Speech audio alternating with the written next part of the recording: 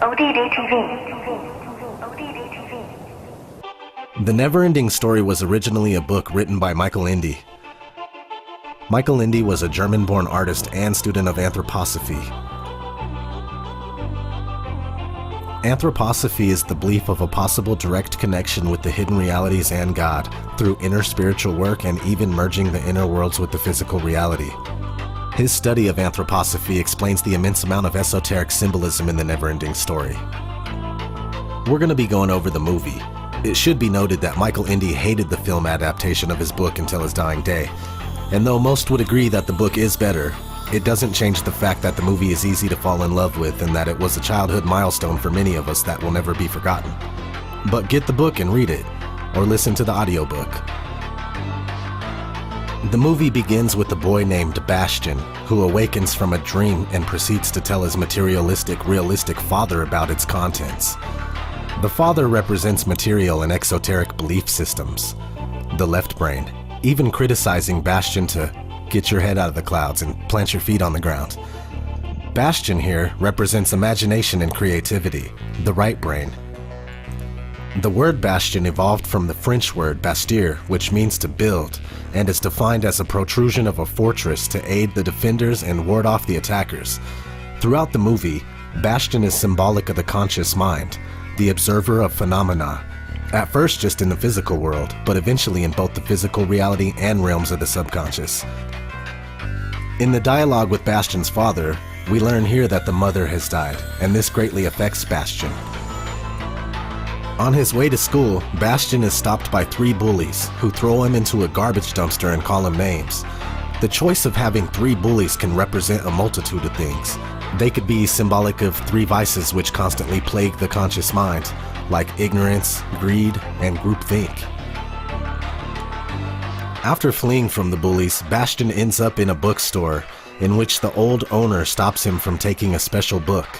Secretly, the owner really wants Bastian to take the book, and when he turns his back, Bastian is gone, book in hand. The old store owner is symbolic of the keepers of esoteric wisdom. They do not release their hidden wisdom unto the world, but unto those who seek it, are pure of heart, and are ready to receive the wisdom. The symbol on the book is that of the double Ouroboros. The single Ouroboros is the snake biting its own tail in the form of a circle. The double Ouroboros represents the infinite balance of the upper and lower natures of being. Bastian runs to school and skips his math class to run up to the school's attic and read the book. Skipping math class is emblematical of throwing aside logical left brain limited teachings for creative right brain unlimited thought. Reading in the attic is symbolic of the initiate who retreats from the world to learn and progress in his spiritual studies. We have seen this in almost every religious savior or prophet from around the world, from Jesus to Buddha to Muhammad.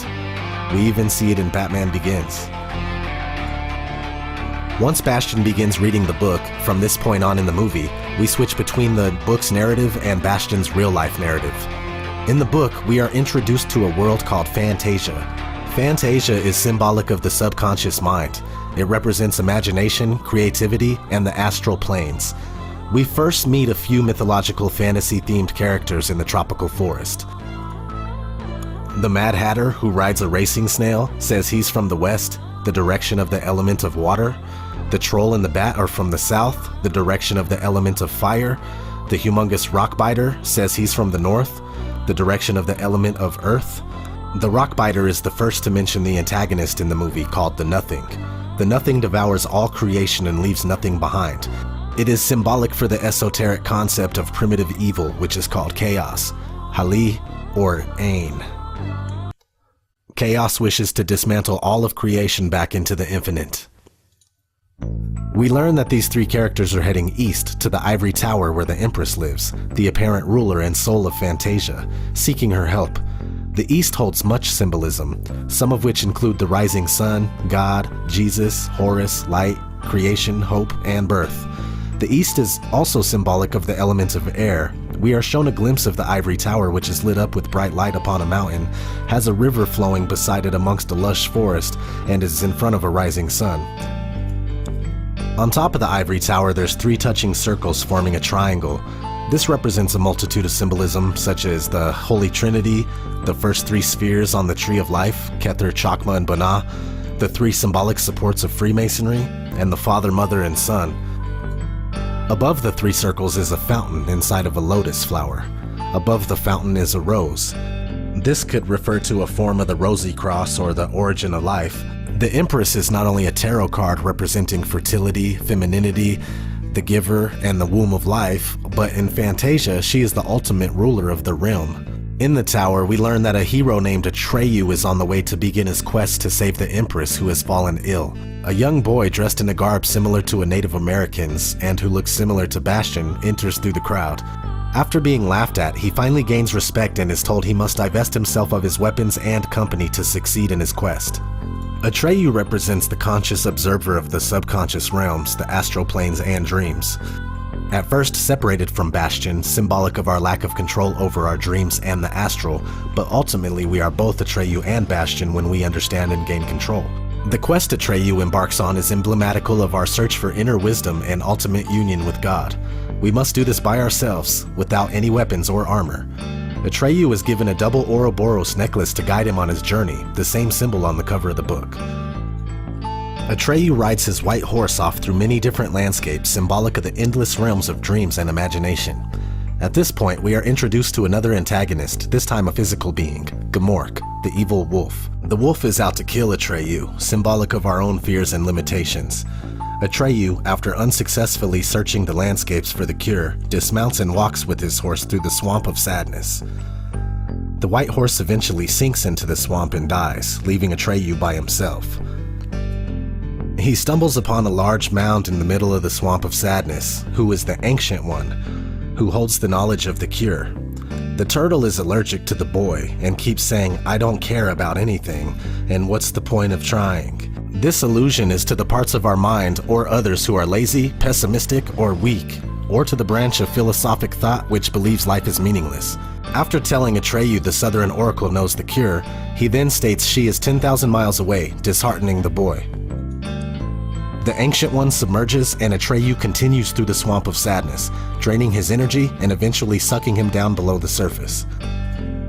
The swamp represents depression, sadness, and the peril of basking in these thoughts, which can literally stop your progression in life and possibly lead to suicide or death. Just as the boy is almost fully submerged, the evil wolf dashes and leaps at him, but instantly the clouds clear and Falkor the luck dragon swoops down and saves Atreyu. Falkor is silly, intelligent, hopeful, courageous, morally good, and represents both our higher selves and the Fool Tarot card. This scene is symbolic of just when we think we have hit rock bottom and there is no hope, our higher self or inner light emerges and saves us. I believe this scene is emblematical of the death and ascension of the soul, for Atreyu wakes up clean-healed and cuddled next to Falkor, like a child in his father's arms. Also, Falkor states that he has brought Atreyu 9,891 of the 10,000 miles needed for his quest. That leaves 9, the number of the subconscious, Yesod, and the creation completed. The reason Falkor, or the higher self, did not bring Atreyu all the way to the Southern Oracle was because Atreyu, us, has to complete the journey by himself and pass the test without help. Here we meet 2 gnomes who live in a cave, a man and his wife named Ingiwook and Urgel. Ingiwook represents the alchemist. His house is full of flasks, potions, books, and alchemical experiments. The gnomes are extremely excited to see Atreyu and instruct him on how to get to the Southern Oracle, who resides in the alley after passing through 2 gates, or tests, successfully. The first test is walking through a narrow corridor in between 2 golden cherubs. One needs self-confidence and courage, otherwise the cherubs open their eyes and shoot at the stranger, killing him.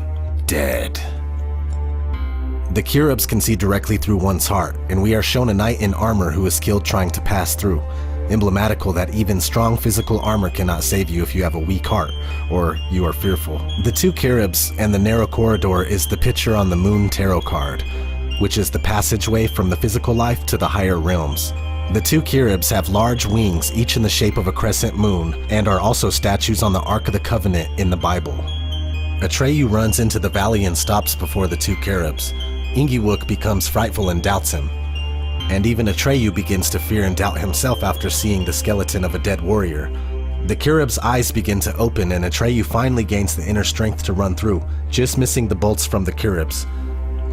The second test Atreyu must pass is the magic mirror, which reflects the true self and can be very frightful to people who deny parts of their past or certain acts that they have committed. Esoterically, the magic mirror is known as the dweller on the threshold, who is the worst aspects of our personality in demon form. To accept and understand this part of ourselves and merge with it is the only way we can pass through, creating unity from duality. Now, treading through a snowstorm, Atreyu encounters the magic mirror. After looking deep inside, his reflection becomes transparent and he sees Bastion looking back at him.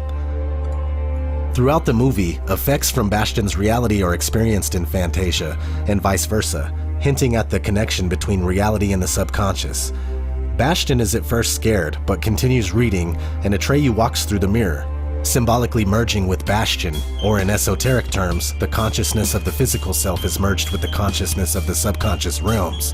Atreyu enters into another narrow passageway with two Kiribs like before, except now they are blue and the sun is shining in the far background, and he finds out that the Kiribs are the Southern Oracle.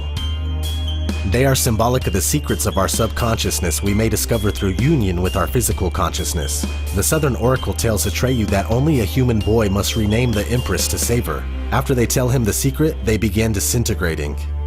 At this point, the Nothing has taken over almost all of Fantasia. Falkor takes Atreyu across the realm into the Sea of Possibilities.